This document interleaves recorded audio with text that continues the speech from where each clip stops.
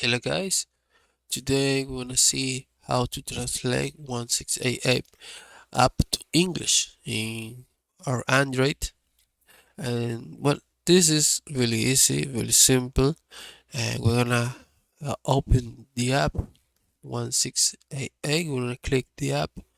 We're gonna open it, and here you can see all the products and all this stuff. We're gonna skip this ad right here, and then we're gonna click in this icon right here.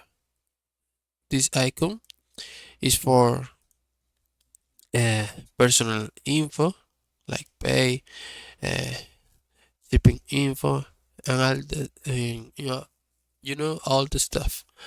Right here, we're gonna click this icon right here, and then we're gonna click this icon uh, right here. This icon is for the language settings.